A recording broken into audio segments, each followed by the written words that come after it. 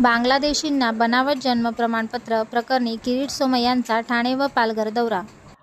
भाजपचे नेते आणि माजी खासदार किरीट सोमय्या यांनी महाराष्ट्रातील काही भागांमध्ये बांगलादेशी नागरिकांना बनावट कागदपत्रांच्या आधारे जन्म प्रमाणपत्रे देण्यात आल्याचा गंभीर आरोप केला आहे. या प्रकरणी त्यांनी माहिती अधिकाराअंतर्गत RTI माहिती मागवली असून त्या अनुषंगाने त्यांनी ठाणे व पालघर जिल्ह्याचा दौरा केला.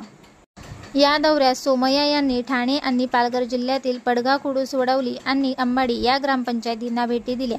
ग्रामपंचायतीमार्फत दिल्या जाणाऱ्या जन्म मृत्यू नोंदणी प्रक्रियेची माहिती घेण्यासाठी त्यांनी सरपंच आणि ग्रामपंचायत अधिकारी यांच्याशी चर्चा केली. या चर्चेत त्यांनी RTIच्या आधारे संबंधित ग्रामपंचायतीमध्ये कोणतीही अनियमितता घडली आहे का याबाबत चौकशी केली. सोमय्याजी, वाडा आणि भिवंडी तुम्ही हा दौरा करता, या दौऱ्यामागचं काय कारण होतं?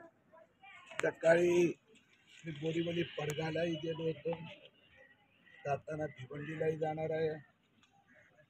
महाराष्ट्रात 2024 मध्ये मोठ्या प्रमाणात बांगलादेशी घुसखोरांना जन्म प्रमाणपत्र देण्याचा घोटाळा समोर आला. 2,24,000 अर्ज आता देवेंद्र फडणवीस सगळे रद्द केले आहेत. येथेही मी काय ऐकलेले आहेत, काय घुसखोर इथे घुसलेले आहेत, काय आता प्रकाराने खोटे कागदपत्र देऊन जन्म प्रमाणपत्र. मी परवा मालेगावला गेलो होतो, तिथे 40 लोकांनी बनावटी कागदाद्वारा प्रमाणपत्र मिळून पासपोर्ट घेतल्याने पडून गेले. थोडे देशाचा सुरक्षित सोमय्याजी, आता वाडा जो भाग आहे इंडस्ट्रीमध्ये मोठ्या प्रमाणात टायर कंपन्या आलेल्या आहेत, ज्या कंपन्यांना इतर राज्यांनी बॅन केलेले आहेत. त्यामुळे इथं मोठं प्रदूषण होते. कुठलंही शासकीय यंत्रणा कारवाई करत नाही.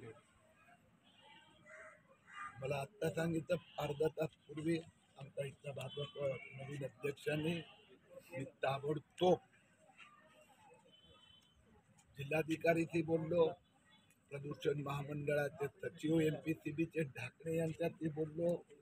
दोघांनी कारवाई करायचं मान्य केलंय. 48 तासात कारवाई होणार.